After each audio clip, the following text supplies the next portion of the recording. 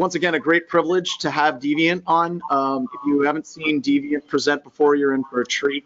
So Deviant, I've got two questions. One, where are you? I am at Modern Rogue World Headquarters. I'm in Texas. I was doing a bunch of shenanigans with Brian Brushwood and Jason and those crew for for their channel. And I was like, hey guys, I'm going to need a few minutes. There's this real important thing. I got to come off set. I'm going to just, if I can get a quiet room with my laptop to talk to some people. And they're like, come off set. The hell's wrong with you? We have a sound studio. Sit in the goddamn set. So that's where I am right now. Fantastic. And then the other main question is, what are you drinking? I am drinking Four Roses single barrel with just whatever glass I found that's probably clean.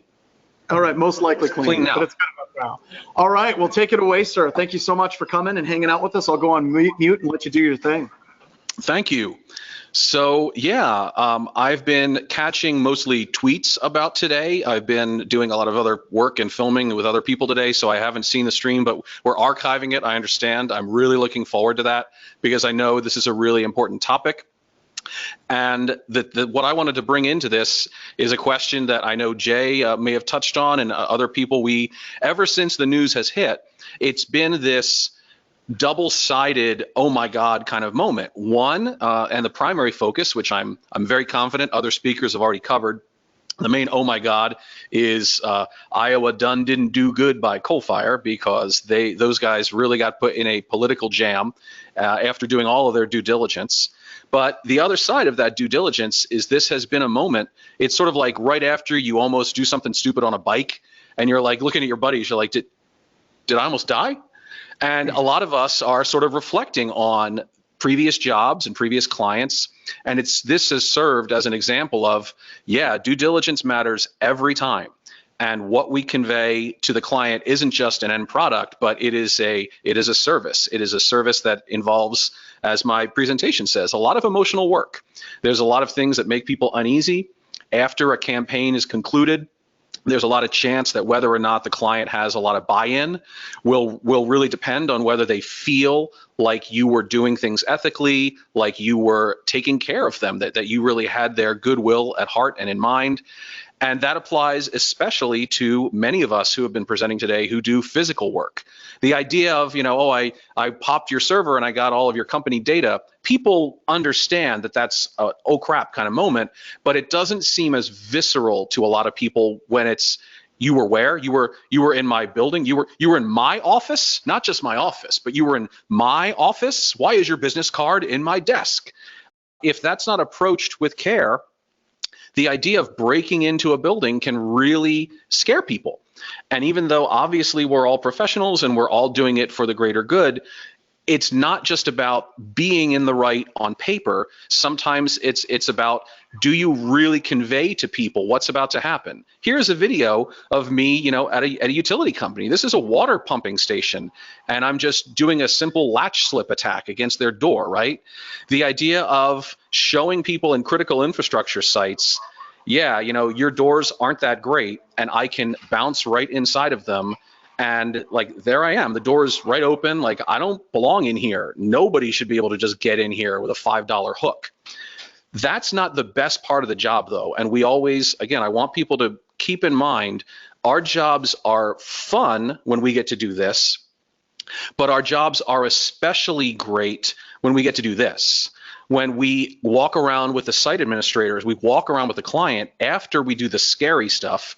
And here I'm showing the head of this whole water facility. I'm showing her like, well, you've had some door drift and there's some misalignment and you could just kind of file that and, we can adjust that door. That'll solve that problem. So there's a lot of examples. I don't know how many people are joining us today, either in Iowa or on the stream, who don't really understand how simplistic a number of these attacks are. It's the simple execution that really scares people. That's the oh my God moment. The underdoor attack, right? So underdoor tool, reaching around, exploiting the fact that by code, interior door handles have to unlock doors. And do we do that on jobs? Yes, of course we do that on jobs. When this is an example of a video that I have full clearance from the client to talk about, where we showed an executive team. We're like, look, we got into your server room, and it was really funny. They thought, like, what is your guy doing? Is he unscrewing the vent? Is he going to crawl through the door? And then no, it turns out they had never heard of this underdoor technique, and they saw many videos like this where doors were just popping open, and everyone said, oh, ha ha ha. And then when we start showing it's their office, that's where something like, what? You did it to my office? Well, yeah, we were hired.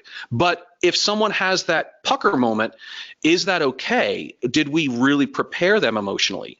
And of course, we get to deliver the mitigation. It's easy. There's interlocking door sill hardware. There's articulating door sill hardware and caps. There's a lot of easy protection measures that we can then say, look, you can talk to your facilities team and fix this problem. But they're not thinking of the solution if they are still worried, like, are you going to come do that? Is someone else going to come do that? Was I actually really aware that that's what you were going to do? By the way, simplest solution, you notice these hotel doors always know where your towel is. If you want to protect yourself, just jam a towel into your hotel door. You're not going to get underdoored. Things like hinge pin removal. Again, this is a dumb level of attack, right? Using a small knock tool to bash hinge pins out and walk a door away from the wall. Some people might consider that destructive. Some people might say, well, yeah, I mean, by code, our hinges have to face out for egress, but I didn't know you were actually going to hammer on my door. If we didn't prepare the client for that, their emotional impact that they're bearing and the political fallout that might happen internally to their team, that's on us. And we have to really prepare people for the idea of, yes, there's mitigations, but if you want, like, look, I can show you these jam pin screws and it makes your hinge into a security hinge. Nobody's listening if we didn't adequately prepare them for the idea that we were going to do this. Card cloning, drive-by badge sniffing, people feel really violated by this. Even though they're wearing their badge out publicly, if we get right up to them and then say, well, you could have protected yourself with a badge, RF shield. Again, if you're not explaining that I'm about to take your card reader off the wall, I'm going to potentially punch down on the wires of your card reader. Depending on who isn't read in on the project, that can feel really violating. So mitigations abound. We're not talking, I mean, this isn't my usual kind of talk today, right? The idea of electronic eavesdropping, like, we've stolen radios. We've stolen radios out of company guard shacks and then just listened to actual voice communication on site, gotten a ton of intelligence on what was happening at a target site. And even though people say, yeah, well, I hired you to be a bad guy, if we didn't say specifically, hey, we checked in with our point of contact. We're like, hey, dude, we stole a radio. You want to just a selfie with it, or can we use it? And he was like, well, let me talk to some people. He said, no, okay, yeah, go ahead and do that. Being in touch with your client the whole time, being in touch and explaining how you are lying. If I say I'm going to be the elevator guy, I don't just make that up and roll in blind. I will tell the client, like, no, this is the story we're going to use. Do you think anyone, maybe they've had an elevator entrapment recently. Maybe someone who works there was stuck in an elevator for 12 hours. And are they going to see me and then be like reminded of this awful elevator incident? You don't know what's really happening on site at the client. So check in with someone before you go ahead and build your pretext and build your story. And of course, like, yeah, I'm the trustworthy elevator guy. Come on, why I have to be in here and check your servers. Destructive entry, like, yeah, we've done that. We have just drilled doors, outright destroyed doors. Now, why did we do it? Because the client was in touch with us. The client said, yes, so you should absolutely, like, yeah, you want to do that? Can you just destroy a door? We want to test our guard's reaction. And we said, are you sure about this? Like, should we talk to any one of your guard senior officers to see if they're going to feel like that's a dangerous weapon I'm walking around? And they said, no, go for it. We understand it. They understand it. I said, okay. So yeah, leaving a door with a giant hole in it, that can make someone feel really hanging out there exposed. Now, again, all of this is authorized rather explicitly, but I was thinking about this, and I was thinking about other jobs we've done, or like John pointed out, other things we've been asked to do, but didn't necessarily greenlight. We have a lot of interesting language at our firm, right? We have a lot of language in contracts that'll say testing may include malicious actions. We may disrupt, the client operation. We are trying to, find vulnerabilities. And much like, Kennedy, Dave Kennedy and his Trusted Sec team open sourced a lot of their language, we're sharing a lot of our contract language with you, and these slides will be made online. How explicit do we actually get? Well, we do a whole threat modeling campaign with the client. We have a whole meeting where we talk about, who's your risk factors? Are they employees? Are they former employees? Are they third parties? Do they have support from X, Y, and Z?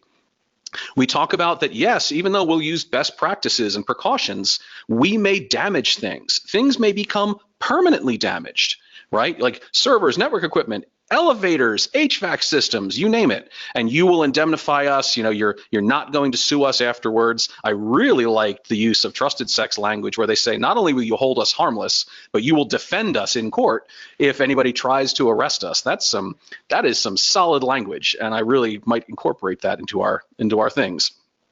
So people will say, well, that's just cover your ass, right? You're just trying to avoid a lawsuit.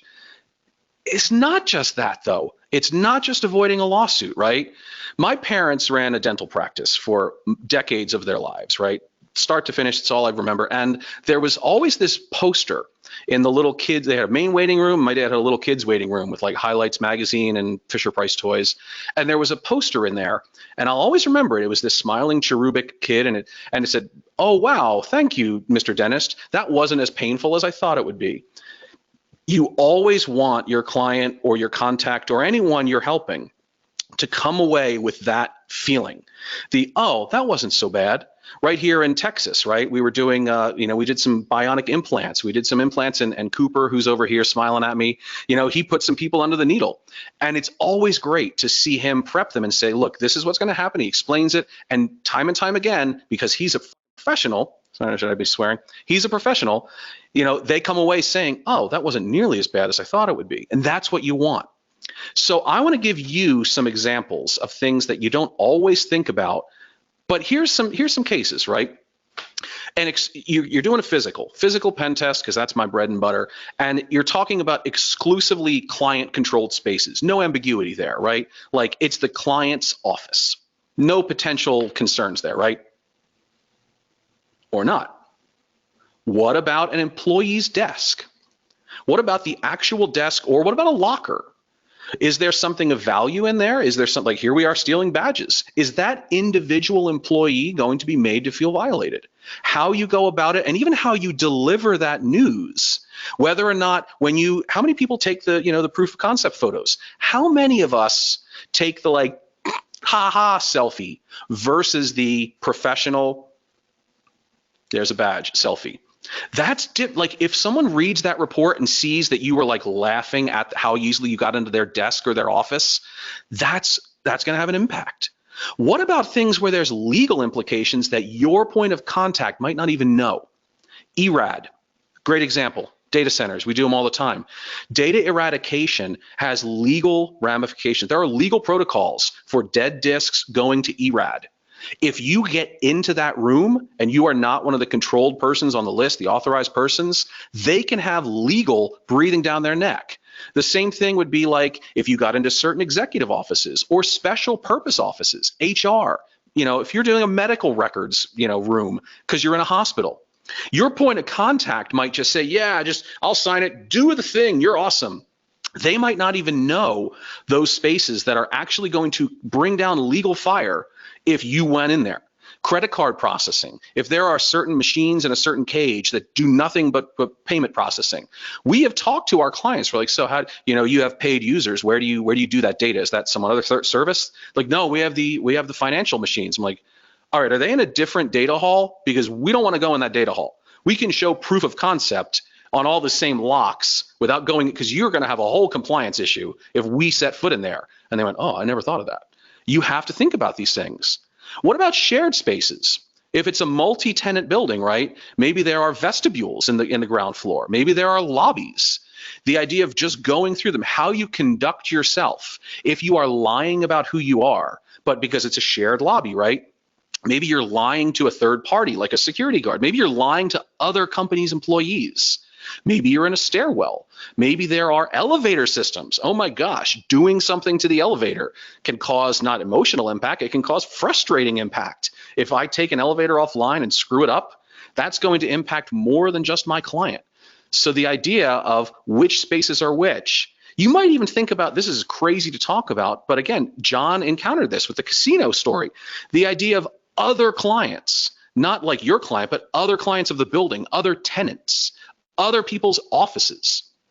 I've had situations where they've said, okay, well, the easiest route to our server cage, we think it's not secure if you go, because the walls in between the server cages, if you get into that server cage, you could probably get into ours really easily. And we're like, well, who the hell's that server cage? Like, oh, it's just, I don't know, it's EA Sports Games Tech Studio. We're like, that's not our client. We can't, no, you can't do that. But other people might not understand. They don't understand our world. And it's our job to convey these kind of legal limitations, right?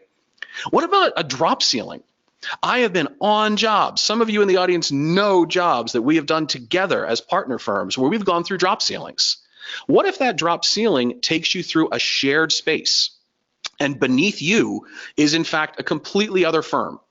Maybe you don't touch them at all. Or maybe you crash through the ceiling and now you're in the middle of their like open office. That's not a good day, right? You should have thought of that before you try to do, your Mission Impossible scene. Building owners, landlords, again, they get very personal about space that they think is their control. If you're going into basements, if you're going up on roofs, these are not normal places that the employees, the workaday employees of your client are probably going. So if I'm in the wiring closet, because that's my client wants to know, like, how vulnerable can you like get to our router, but it's not really in their office. It's not in their IDF. It's in the building's main wiring closet that's, off the side of the basement. If I didn't bring the landlord in on that discussion and they find out later because somebody gives them the report, like, hey, we really learned these doors are bad. That landlord, if they have a lot of WASTA in their country or their region, we've done jobs in Singapore. And the landlord was one of the biggest controllers of high security facilities in Singapore. They leased to everybody. If we hadn't brought them in proactively, that would have been a bad day for us later on politically in that nation. More contract language for you here. So we will specifically mention that any of our client systems that are controlled by third parties, we might attack those. But it's always in coordination and cooperation with those third parties. We will engage the landlord. We will sometimes have to prune back what our service is like just to make sure the landlord is comfortable enough. So we'll say, well, we'll only do these kind of things in the lobby, just some social engineering, but destructive attacks or taking a card reader off the wall, we'll only do that upstairs in the tenant space, right? What about municipalities? We're talking about municipalities and governments, right? Other authorities can have control over certain spaces. The telco drop, right? If you're in a cross connect room, your client probably has hardware in there, just like they probably have certain elements of their building in the fire suppression or the FACP room, right? That could be relative to the job, but other authority figures view that as their little domain. And people, the smaller and smaller their slice of like the planet is, the more ferociously they care about what happens in it. Elevator machine rooms. I've been in a lot of them, up in the penthouse or down in the pit. I don't belong in there. And even if the client says, yes, we own this building top to bottom, if I get in there and their elevator contractor finds out that I've been in there, elevator guys are super territorial and they're going to chew somebody out sometimes if I touched anything. Again, you might legally be okay, but there's a difference between being legally okay on paper and doing proper emotional work so that you're politically okay, so that other relationships in the whole project don't crumble and don't result in the kind of things we have seen in Iowa and elsewhere. Here's my rule of thumb kind of thought experiment, right? What if, I got a couple of examples for you. What if you got a client, right? You've got a client, they hired you, they're Widgeco, and they just kick out widgets, put them in boxes, and they sell to the Wonkit, .com website. If a janitor from Widgeco went into a space, any of the spaces we just talked about today, the roof, the basement, the elevator room, you name it. If the janitor went in there, not for any particular critical reason, but like the janitor, they've got keys, so their key works and they just went in there. Maybe they went to go like vape and Juul is banned everywhere because vaping is just bad. I don't know. What would happen? Like, what would be the political fallout for that person? What would be the fallout for the company? Would their boss hear about it? What if an electrician or a cable technician went in there? Again, not for an emergency, but germane to their job. What if they were doing a pre-service, evaluation? They had to check the wiring before the truck rolls out here with the bucket. We want to make sure that everything is all set. Again, what would be the ramification if they didn't check with the landlord first? What did they touch? What did they not touch? How long were they in there? How much fire would come down on their head? Or what if it was a plumber? What if there was an actual leak and there's an emergency condition at this point? And you can't get someone on the phone, and you say, look, we got to get in this door. We have a key, like in the plumber, they go in there and they stop what's wrong. There's exigency at that point. Would that change things? Would it not? Are some areas so sensitive that you're like, even if there was a leak, the landlord would have said, F it, let it flood. We have liability. We can't have a foreign now the flood would have been 10,000 in damage. You just cost us $1 million in potential legal bills. These are the kind of ways you have to frame these questions and do your emotional work and your emotional and relationship due diligence before the job. Because if you set expectations correctly and you get consent from the people, all the people who might have a bug up their butt about it, you will build that trust. You will build this ongoing trust. And if you don't do this emotional work, you might be legally on paper in the right, but you can still deal with a shitstorm that wasn't like your responsibility, but was it caused by you? Is it yours to bear? Think about these kind of things. These are not easy questions, but for people like us, I mean, we are professionals like lawyers or doctors. We're going to know our clients really intimately, and we're going to see a lot of secrets that they wouldn't share with other people. So we have to be held to that really high standard of, no, we will not treat your secrets lightly. Our NDAs, I mean, I talked about this, John Strand at Wild West AdConfest, right? We call out in our NDA the idea that we will never share personal and private information, but we will occasionally share lessons learned from our time in the industry. We will share non-specific summaries. We may describe certain things we've learned. And this kind of language, it's very small additions to our contracts, but a lot of people in this industry tell war stories, and what they're really doing is telling a client story without the client's permission sometimes. I'm not saying anybody, I'm not calling anyone out, I'm not actually doing that. I'm just saying be mindful. Be mindful of how they might feel, because it might not be the way you would feel. And if you do your emotional work early, you can maintain that trust. You can earn the trust and you can maintain it. And that's what we all need to do. It's ridiculously, completely unfair what has happened to some of our colleagues because people felt rattled, people who don't understand us. But every one of us who conducts ourselves in a way that really maintains that trust, we're making it better for ourselves and our peers in the future. Because someone else who, had a pen test, oh, you had a pen test, what was that like? Oh, it wasn't nearly as bad as I thought it was. And that's going to make the next client happier and the next person easygoing, and it's going to be better, and it makes our industry better. And no one wants to do extra homework, right? But we all have to do emotional work in this world. And hopefully some of this was valuable for you. Thank you very much for listening. You bet. All right. All right, so let's hand it over to questions. Does anybody in the room have any questions for Deviant? None? Okay, No what about online? Jason, what do we have we still have 237 people live. Jason, do we have any questions from our online listeners? Yeah, there's a question here that sometimes there's a building and it's managed by a management company instead of the owner of the building. Is getting permission from the management company good enough, or do you need permission from the owner of the building? So if the building is run by someone else, right? If there's a there's different types. When we say management company, that could mean if Widgeco owns the property, but they farm out the management, like the day-to-day stuff. They have more of a super than they have a landlord if you're talking in like residential apartments. That's more of a situation where Widgeco will inform management company, hey, so this is going to happen. And there's a lesser expectation, I think, of consent there. There's a lesser need for, because again, like if they said, hey, there's going to be an electrician, we're bringing somebody in, and they, he or she, and they're going to be on this floor and that floor. The management company, it's not really their place to say, whoa, whoa, whoa, who is this electrician? Are they a good person? Do they come from a good family? But if you have a landlord who actually, another question is, if you break it, who's paying for it?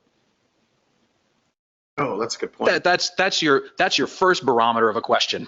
If you break a door, if you break a computer, if you break a ceiling, who's paying for it? And if the person paying for it doesn't really explicitly know what's going on, you'll be facing some problems later when they find out what happened, even if you didn't break anything at all. And kind of to tie that into something you said earlier, Deviant, was where you went through and were you having speakers over there? Is that speaker going? I'm getting a little bit of feedback. Yeah, I can. All right. I can make this volume go down. Nope, not a problem. So one of the things, if you're a pen testing firm or you're planning on starting one, once again, don't. But if you do decide to start your own firm, one of the things that's very beneficial, people shy away from asking questions like who's the owner, who's the manager, who's this. This is weird. The more you have those conversations with more of those people that may be involved, that's an opportunity for you to meet a future customer. So we've had tests where we've pen tested company X, who is in a building managed by company Y, talked with company Y, and then company Y hires us to break into a whole bunch more of their properties. Yep. So this engagement opportunity. Yeah, absolutely. I know you guys have, absolutely. So. Absolutely. Any other questions from on-prem or on the call bridge? About you, Coop, you got a question? I got one. Yeah. How much emphasis is being placed on validating assumptions and constraints during scoping discussions for each assessment, which helps ensure a legal and accurate assessment? You may have to read that one more time. I heard about something about assumptions during scoping and validating those assumptions. Say again. Yeah, how much emphasis is being placed on validating assumptions and constraints during scoping discussions for each assessment, which helps ensure a legal and accurate assessment? I want to do my best to answer the question, even though the grammatical framework that's happening here isn't quite chooching correctly in my brain. So during scoping, which includes a lot of both permission-based scoping and a lot of risk modeling, which helps. A lot of times, again, the client doesn't quite know what they want. They know they want a pen test, but they don't know like why they want it. They're like, well, I've heard that's the thing we do, right? We're this big now. So a lot of times that the scoping involves a lot of risk assessment, and you do risk threat modeling. And you say, okay, these types of bad actors could do X, Y, and Z. So I guess maybe what the person is asking, and if they're in the comments or if they're typing in a chat doobly-doo, like they'll tell me if I'm wrong, they might be saying, if you said during the kickoff, like, okay, we care about former employees coming back. And if on the job, we're trying to model that threat. We're trying to model, well, a former employee knows where they are, but they don't have any special training. If on the job, we encounter a safe, let's say, and like I'm a safe technician, right? Like, should I manipulate that safe open? That's an interesting question. Honestly, what I would do in that, because again, a former employee who's like fired, probably unless I trained them, like at our training room, like they don't know nobody knows how to crack safes for the most part. So like, should I do that? Or is the client going to say, well, that was unrealistic? Or are they just going to say, how many billable hours was that? Like, that's a waste of our time.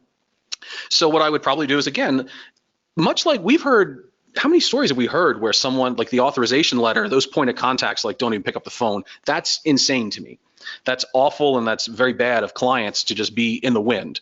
We try to stay really in touch with clients during jobs constantly. We're saying, hey, we're in here, how's it going? We're in usually a signal chat with them or something. So if I came across a safe, I would probably check with our point of contact and be like, hey, so we didn't know there's gonna be a safe in this office. You have any idea what this is? Do you want me to mess with it? Do you not? And we'll let the client guide us. And if they say, yeah, if you come back to it, or no, that's, nobody would care about that. We don't care about that. That's okay. Like the chef in the kitchen might swear up and down that they know the exact right way to prepare the dish you wanted. But if you say like, no, I really would like Parmesan cheese over my chicken, like ultimately the restaurant's job is to serve you the dish you ordered. And the chef just kind of has to, suck it. So I could love the idea of cracking the safe, but if the client says, no, that's not part of the scope, we didn't really care about that, screw me. You know, it's not my day at the Magic Kingdom. I'm not there having fun at Universal Studios. I'm there to do a job for the client. All right, fantastic. Thank you so much, Deviant, for coming out. Everybody around Deviant. and the core group.